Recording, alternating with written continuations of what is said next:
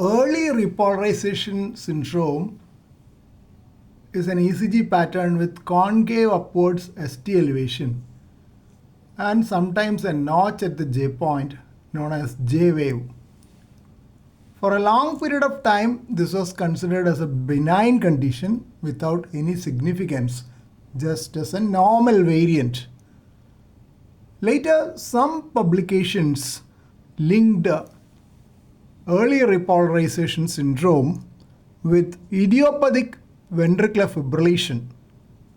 Some reports even considered it as part of the J-wave syndromes. This is the J-wave, which could include very dangerous arrhythmic disorders like Brugada syndrome. So there was a lot of discussion going on about early repolarization syndrome, whether it is benign or malignant. In this case, you can see ST elevation in V2, V3, V4, V5 and V6 with J waves, and it is there in lead 1. AVL it is not very significant. Inferior leads also there is no ST elevation, mainly confined to lateral but extending up to V2. This is another ECG with the early repolarization syndrome, V2 to V6, and probably a little bit in lead 1. Here, additional feature is that the T waves are quite tall and ST is upsloping.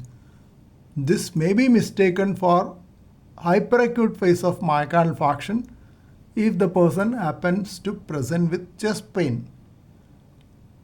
On the other way around, person with early repolarization syndrome is not immune from myocardial infarction, so don't dismiss the case as just early repolarization. Look at other clinical features, and if necessary, echo and cardiac enzymes will tell you whether it is associated with acute myocardial infarction. In the ECGs which are shown, you may have noted that the heart rate was relatively low, below 60 or so.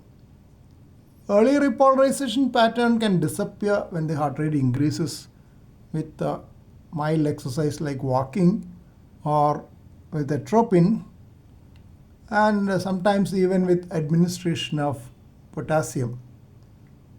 But these are not to be tried when the person presents with symptoms suggestive of acute